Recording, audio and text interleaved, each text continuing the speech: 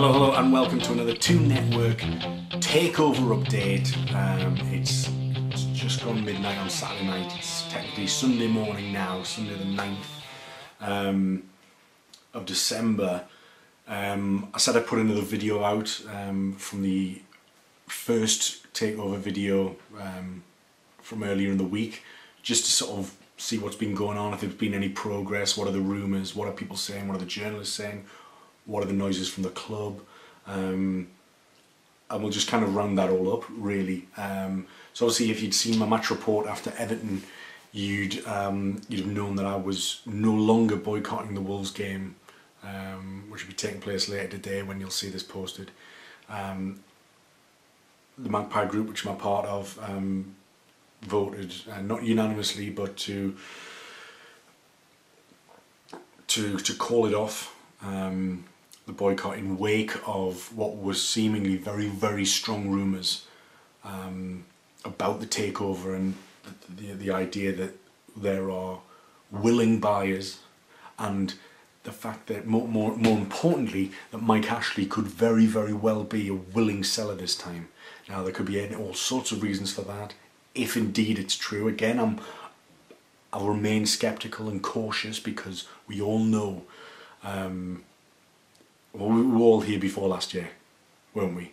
But something feels different about this.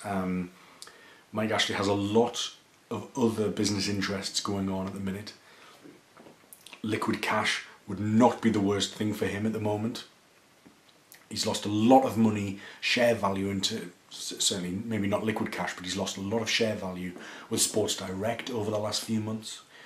He's been in front of Parliament again. There's issues with his takeover of House of Fraser, Evans Cycles. There's loads of things going on, and you think he doesn't want to spend in January, but he knows if he doesn't, or somebody doesn't, Rafa goes, the threat of relegation increases massively. And if we don't have Rafa ultimately, then the club is worth so much less. So if he doesn't invest, we're in danger of relegation. If he loses Rafa at the end of the season, it makes Newcastle a much less appealing proposition for potential buyers. Now, Rafa Benitez has come out today and said that, you know, he understands, and he spoke passionately about how he understands how Newcastle are probably the last big club, you know, in the Premier League that are worthy to buy, really, simply because of the potential, the one city club, and the fact that it really, you know, it's got everything in place, hasn't it? It's got absolutely everything in place: the stadium, the fan base. It's got the manager, although he's not going to say that himself, but it's absolutely true. And, you know, Rafa reiterates, and this is the reason why he stuck around, is he reiterates that we absolutely have potential to be in the top 8 all the time, easily, he said. And it just shows that he can see this vision. And I just hope that if a takeover does materialise, and if the new owner does come in, whether that's Peter Kenyon or anybody else, that they realise that as well. We don't expect to be winning the league in 5 years. It's not like that at all. We just want to be competitive.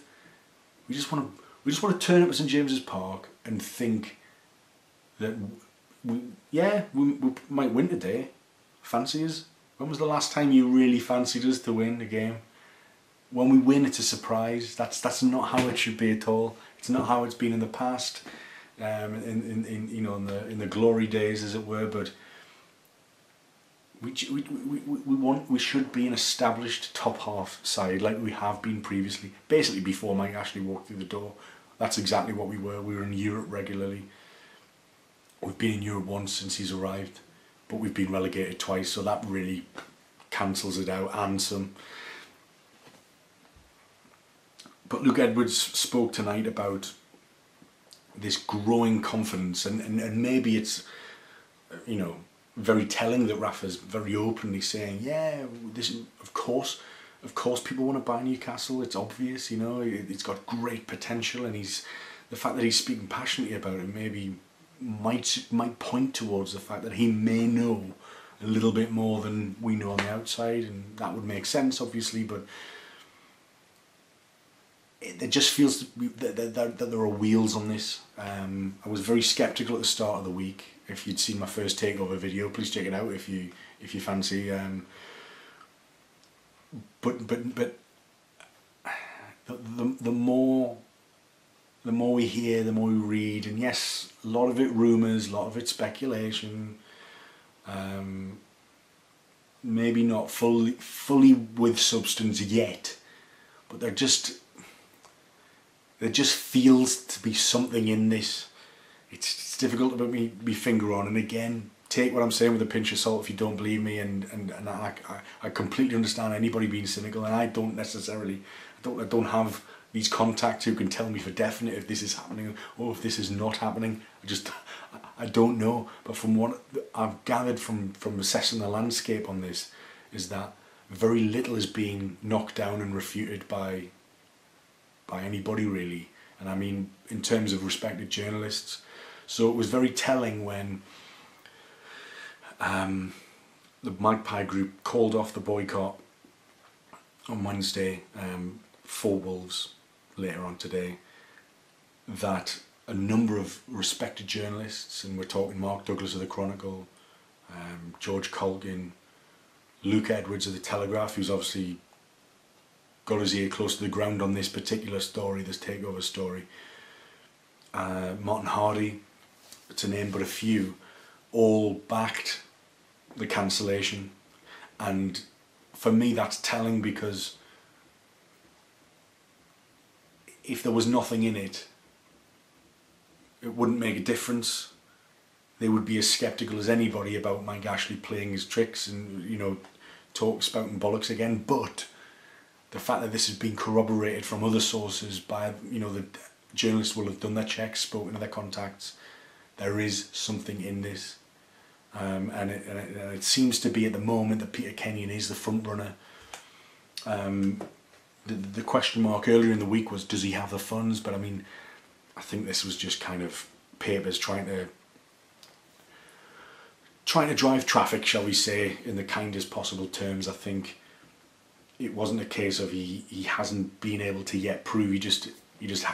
I don't think that stage had come about yet, and it's weird that, you know,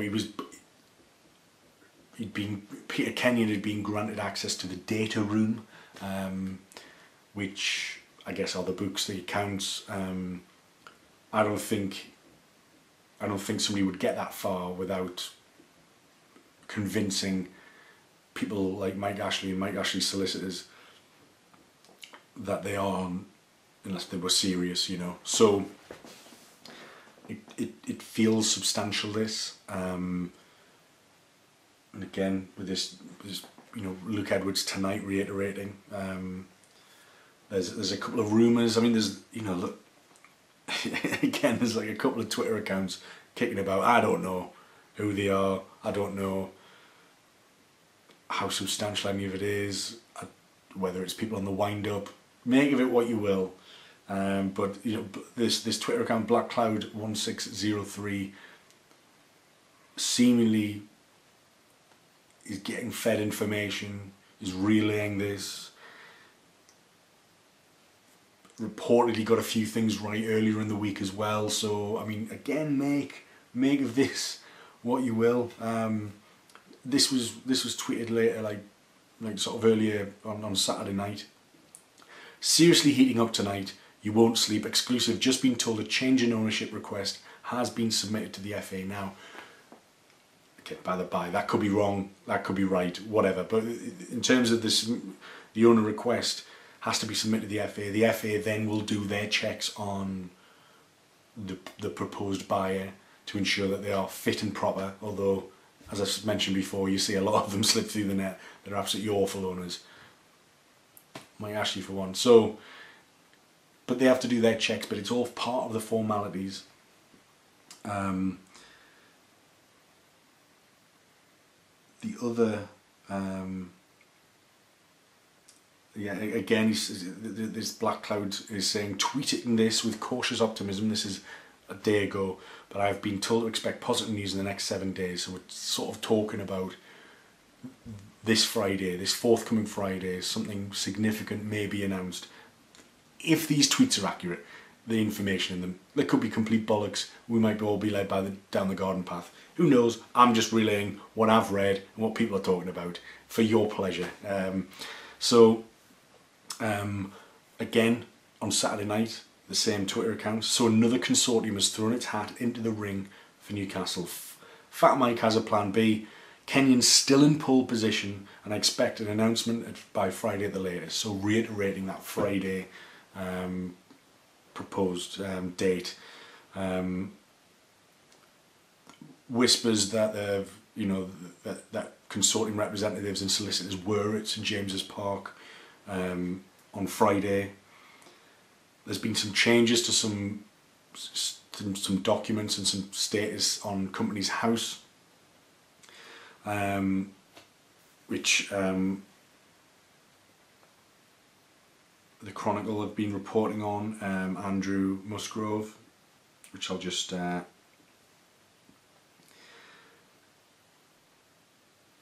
him up. So he has been talking about,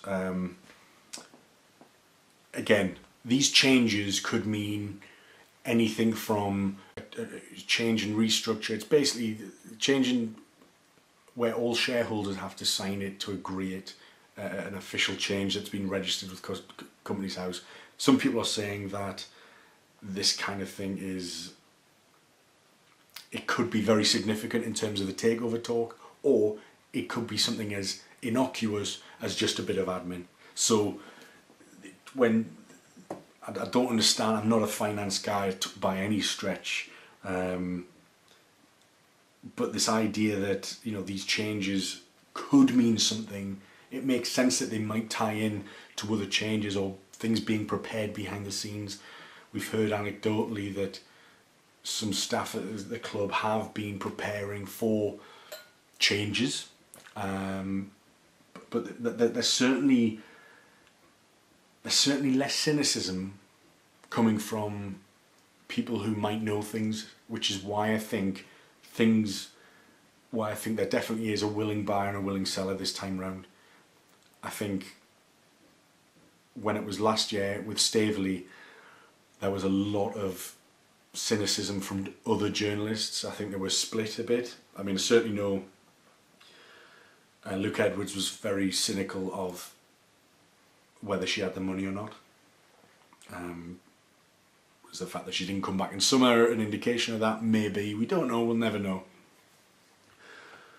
But I think what's important is that if this is Kenyon, however, this seems to have got the furthest it ever has. Ashley's own words on Monday. It seems that at the very, very least, he respects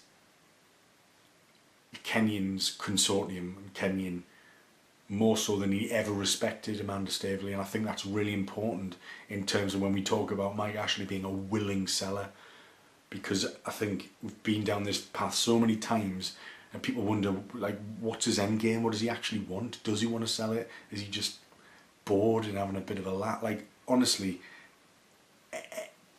answers on a postcard, we don't know. He's a sociopath, the guy.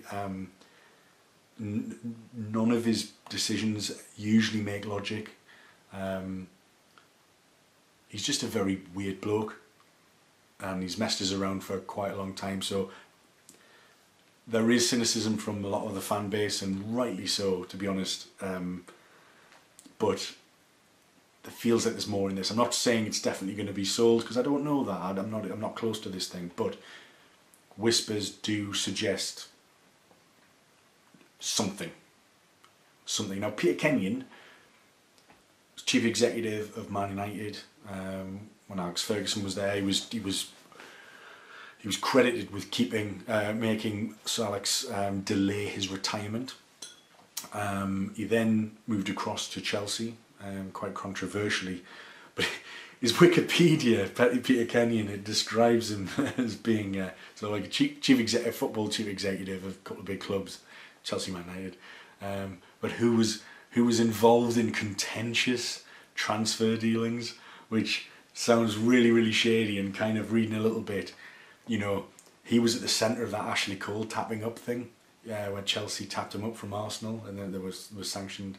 But I mean, you'd much prefer somebody involved in contentious transfer dealings than somebody owning the club at the minute who is involved in sanctioning 0 transfer dealings. So you know it's still a little bit of an upgrade, I think. But yes, Peter Kenyon has got ties to the super agent George Mendes, who represents Cristiano Ronaldo,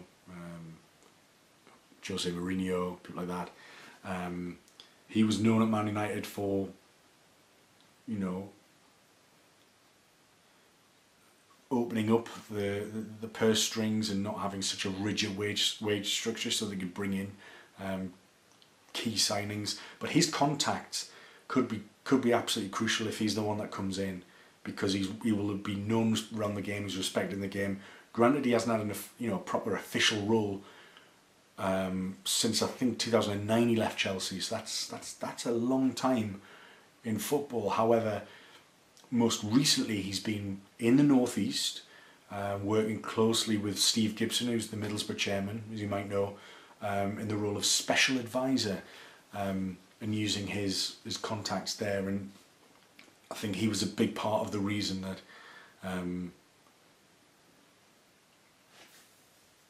they got the Spanish manager Aitor Karanka in. I think he's helped out Atletico Madrid, I think, and made some connections and ties there. So he's a connected guy who can build bridges. He knows super agents. I mean, you see how important, you know, super agents can be with. Just look at Wolves as an example. You know, they held sway in the transfer market like you'd never believe. Like for a promoted side, obviously largely Portuguese players coming in, but some absolutely class players came in this summer for Wolves, and have put them in a position where they're probably not going to struggle too much, and probably not going to be in a relegation battle this season. That's not set in stone, but you know that's just an idea of how influential agents can be in the modern game, and it wouldn't be the worst thing that he could open up channels that we've previously not had before. Although having said that, Rafa Benitez himself very well connected. The main problem with signing players obviously hasn't been a lack of connection or you know not having the scouting network, which Rafa obviously does. It's been the willingness of the owner to financially back that manager. So that's possibly what Peter Kenyon can bring. But we'll see how this unfolds, and we'll see what happens throughout the rest of this week. And I'll post another update maybe on Friday, and we'll see what comes out in the wash there. Maybe nothing. Maybe it's all up in the air. Maybe we have to wait a lot longer to see what's going on. But the noises I'm seeing feel positive, and not many people are shooting a lot of things down yet. Things being reported on being shot down by other journalists, which I think is very telling. But make your own mind up. Anyway, I'll be back later on today with the Wolves match report. Hopefully it can be 3 points and get back to winning ways after that mauling last week by West Ham at St James's Park. But a very, very solid point at Everton has put us in a much better position. Hopefully has stopped any potential rot, and we'll go into this game with a lot of confidence. I've been Adam, the 2 Network. Thanks very much for watching. Please share, please subscribe. I'll be doing more of these takeover update videos. If you've been listening to this on SoundCloud and iTunes, please rate me in there and tell your friends. Catch us on Facebook, and I'm on Twitter at the 2 Network as well. See you later, everyone. Bye-bye.